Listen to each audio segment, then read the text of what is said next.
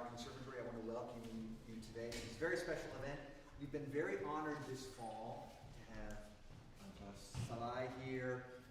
He is you're a spy for the cimbalom, I would say. You are infecting us with the sounds, the wonderful sounds of the cimbalom. He's been teaching, working with our students, working with other faculty members. It's been really a delight to have him here. Two things about him are really important. One is that he's a master musician, incredibly musical person. You will hear that soon in his playing. He's also incredibly delightful and charming, an intelligent man, and you will also experience that. So I hope you enjoy this lecture and demonstration, and I think there'll be a little time for Q&A afterwards, right? Good, welcome. Hello everyone, thank you so much for being here today. And it's a real honor for me to introduce here at Bard an instrument that it's not very well known, I think. The instrument I play is called the cimbalom, and it's in this form, it's truly a Hungarian instrument. Let me start with a question. Why do we call the cimbalom a Hungarian instrument? Because there are many similar ones all around the world. For example, here in the United States, you have the hammer dulcimer, but there are others too. The yangqin in China, the koto in Japan, the santur in Persia and India, the kanun in Greece, the nevel in Israel, the gusli in Russia, the hagbret in Germany and Austria, the salterio in Italy, and the psalterion in France, also known as the tympanum. You can see these instruments on the paper, I think. The word cimbalom actually comes from the tympanum, which describes the instrument's shape. Tympanon, cymbalom, tympanon, cymbalom, cimbalom, this is the short story of the name. All of these instruments come from a very simple idea. Take a table, stretch some strings of different pitches across it, and play them either by hitting or by plucking them. From that point of view, even the piano is a kind of cimbalom, except that in the piano the hammers move by mechanism. In the cimbalom, your hands are the mechanism. So more formally, these are string instruments, generally trapezoid shaped, usually small ranged, and either placed on a stand or hung around the neck. They are played with mallets or fingers, and usually have no strings dampers. The ancient ancestor of the cymbaloms came to Europe from Asia through Jewish culture. In Jewish liturgical music, the instrument called nevel was used to accompany psalms. Later, with the spread of Christianity, it entered Europe for the same purpose, to accompany religious songs. That's where names like salterio, psalterium, or psaltery come from. You can even see the instrument in many medieval church paintings. Over time, it moved from the church to the folk world because it became an instrument anyone could afford and play. During the late Renaissance, Baroque, and classical periods, there were already some experiments with using it in classical music. In Italy, for example, the salterio was sometimes used as a continuo instrument, filling out the harmony between melody and bass. And besides that, you mostly find it in occasional compositions, for example in chansons or in other pieces that are half written and half improvised. Later, composers like Vivaldi, Gluck, and Leopold Mozart wrote some small concertos, concertinos, or sonatas for it, but honestly, these works are not really significant. Simply, this instrument, in its old form, was not suitable for performing European art music. The range was too small, the notes blurred together, and the volume was very quiet. The old Hungarian cimbalom was also a small folk instrument, standing on legs or hung on the neck, mostly used to fill in harmony between melody and bass instruments. The idea of creating a new concert version of it came from the world-famous composer Ferenc Liszt. Liszt asked a Prague-born instrument maker living in Budapest, József Vencel Sunda, to design a modern Hungarian cimbalom, and Liszt supported him both financially and personally. Sunda worked on it for 15 years. Following Liszt's ideas, he built a larger cimbalom on legs, with a bigger sound, a wider range, and even a pedal to move the strings, just like the piano. This new cimbalom was truly suitable for the concert hall. The instrument actually has a birthday.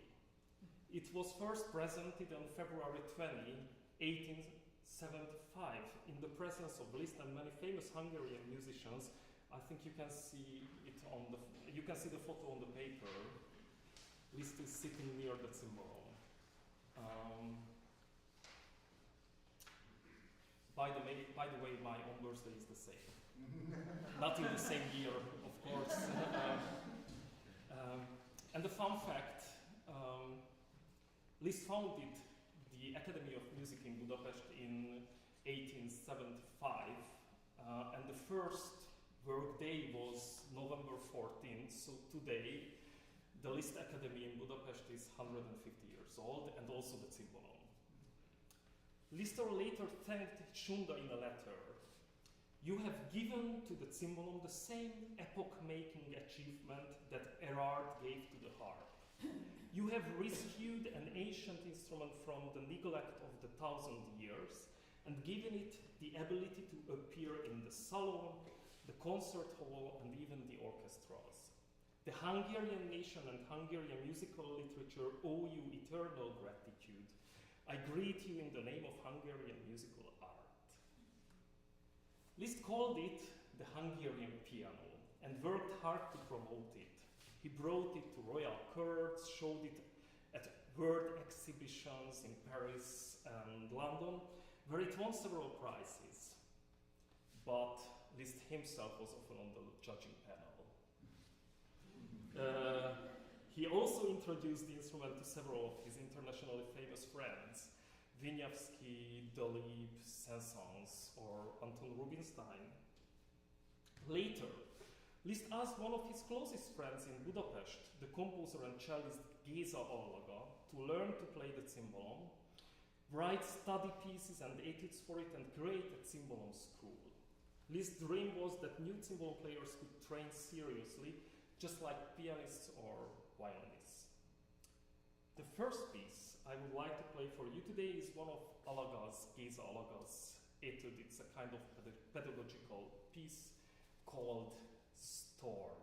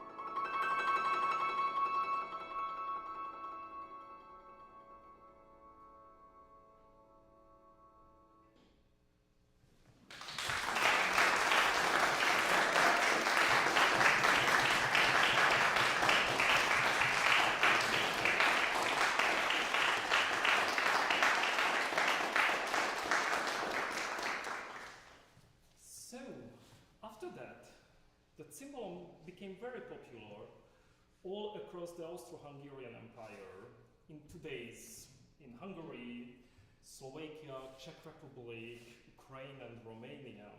Most people still played folk music or Romani music on it. By the way, in Hungarian, folk music is rural music. The kind discovered and collected by Béla Bartók or Zoltán Kodály, while Romani music is urban music, and these melodies from the themes of Liszt rhapsodies or Brahms' Hungarian dances. In cities, people played salon music or popular songs, often singing along while accompanying themselves on the cimbalom. At that time, the cimbalom played a similar role to what the guitar plays today. Easy to learn a few chords and accompany songs. Because of this popularity, Sunda's factory, which worked from 1875 until around 1920, built about 25,000 cimbaloms, which means about 500 instruments every year. Not to mention that Sunda had many competitors who were also building cimbaloms. Today in Budapest there are only 2 workshops, each making about 3 or 4 instruments per year. The brand new instrument you see here at Bard actually comes from one of those. Frank visited this workshop in Budapest. So, well, Liszt himself never wrote a piece for cimbalom. Why not? I will answer that soon. But he often imitated cimbalom sounds in his piano works. For example, in the 11th Hungarian Rhapsody, he even writes quasi-cimbalo. You can see the first page of the Rhapsody on the paper. However, this passage would be almost impossible to play on a real cimbalom because pianists have 10 fingers, but we have only 2 mallets. There is also a cimbalom part in the orchestral version of the 6th Rhapsody. The orchestral version is the 3rd Rhapsody, so the numbers are not the same, but these are the same pieces. But this was added by later by one of his students. Still, I don't want us to miss Liszt's music today, so I will play an arrangement of a piano piece he wrote around the same time the cimbalom was born.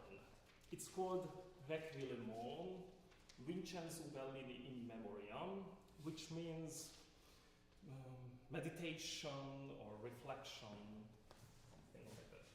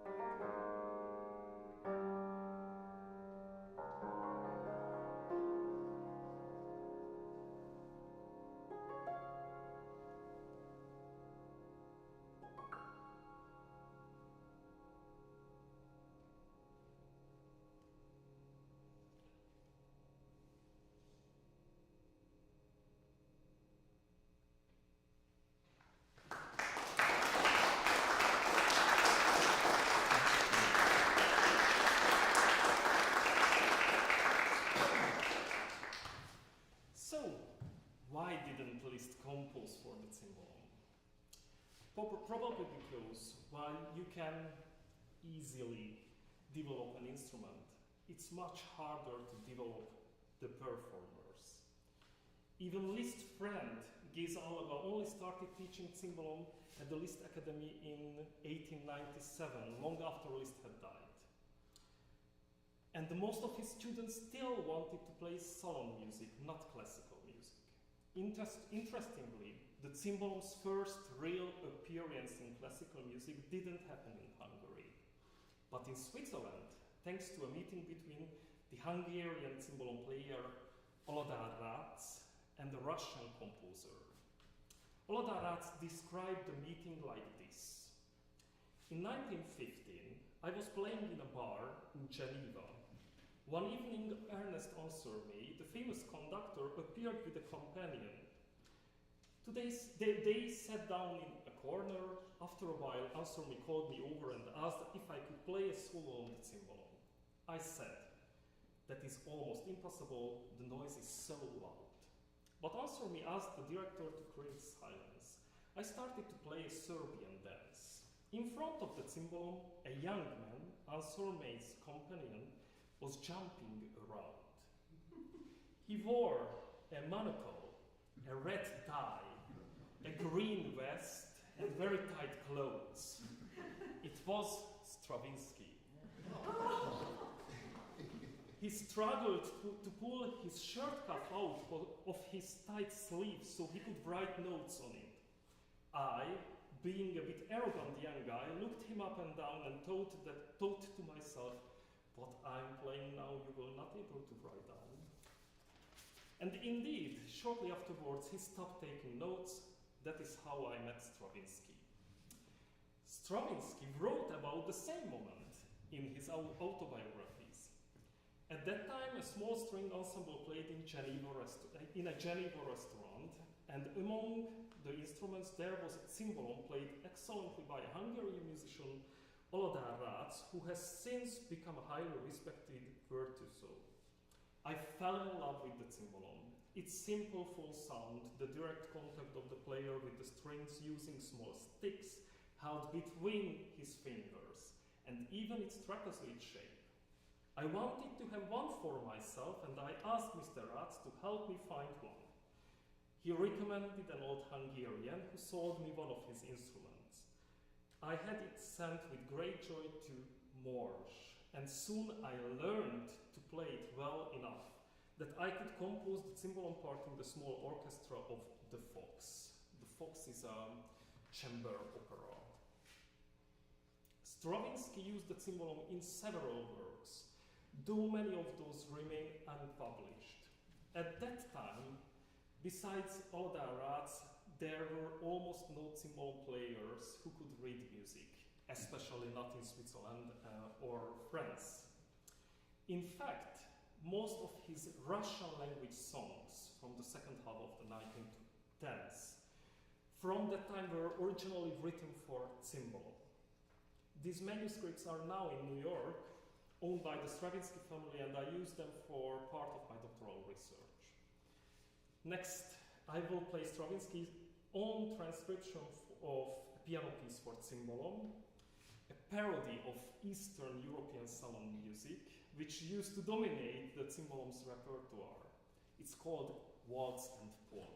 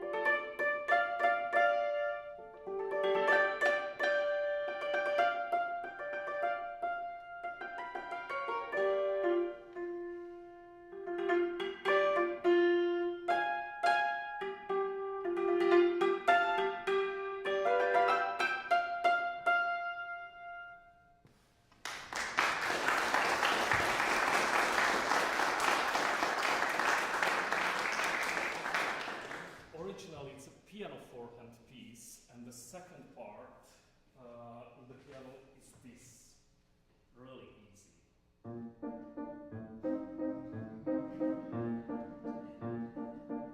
And that's it.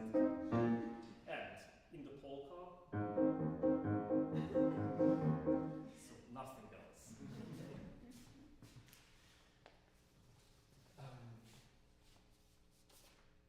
So, Stravinsky also encouraged all the rats to try Baroque music, especially harpsichord pieces, because he thought that cimbalom sounded similar. He said French, German, and Italian Baroque music would sound wonderful on it. Harpsichord pieces usually require another instrument to play with, because of the same reason, the 10 fingers. But violin pieces can be played almost completely unchanged on the cimbalom. So for an example, now I will play the Largo and Allegro assai from Bach's C major violin sonata.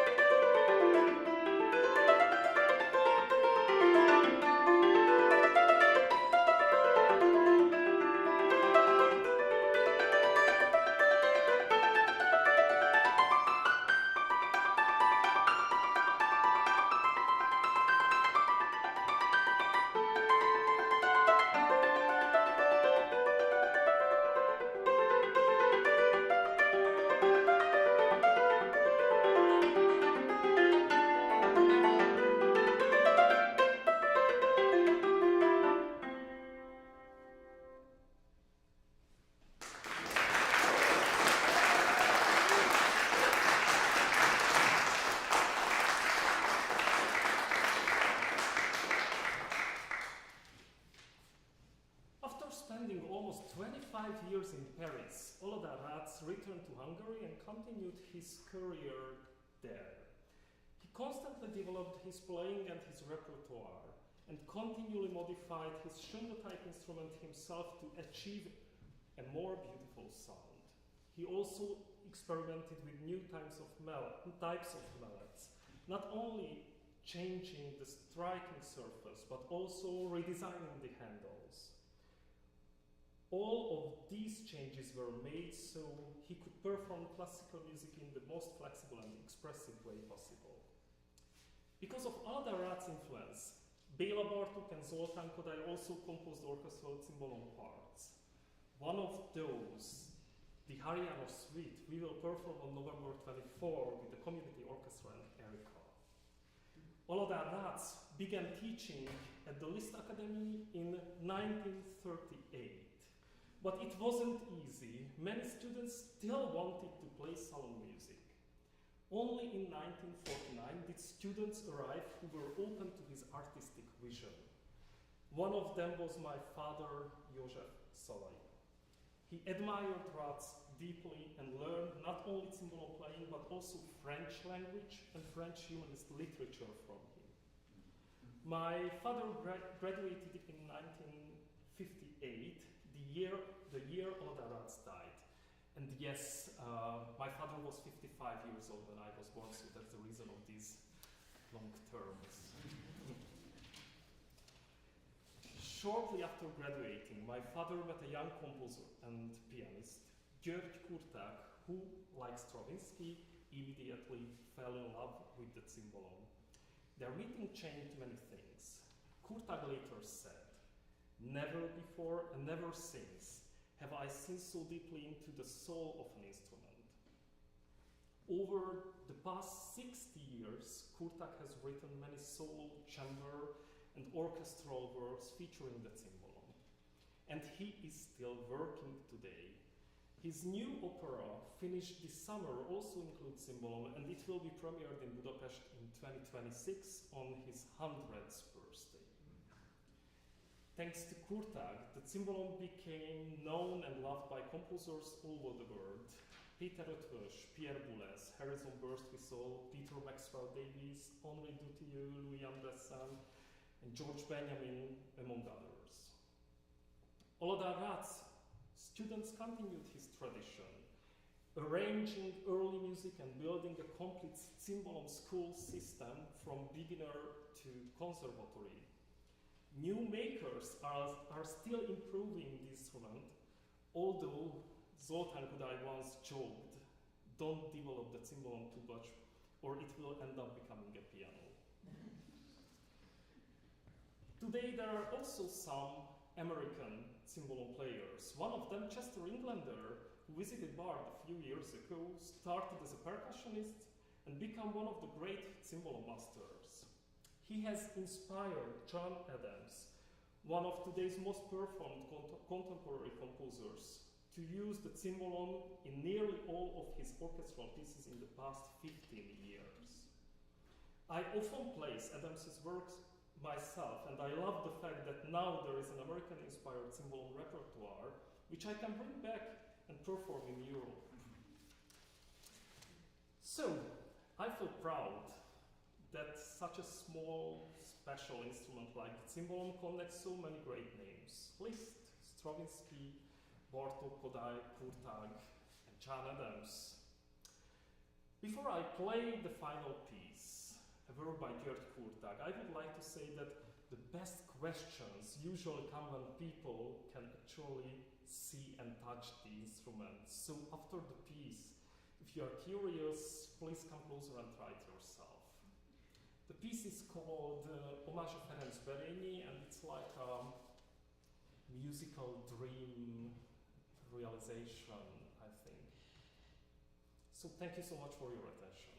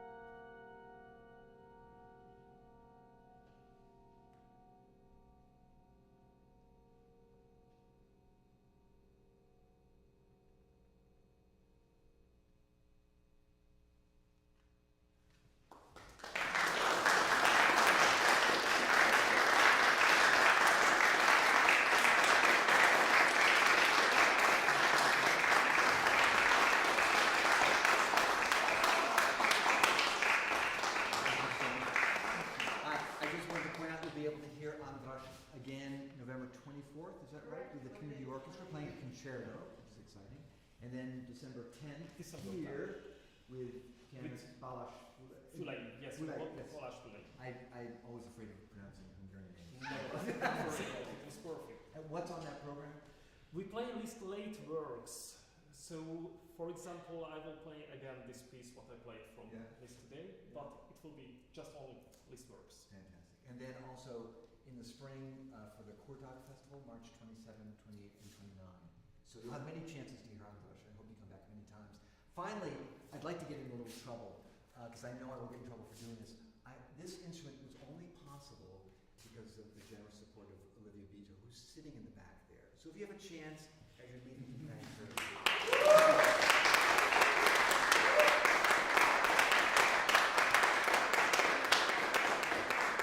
She prefers to be shy, but sometimes I like to make her mad at me. So thank you so much for coming today. Thank you so much for Please stand up.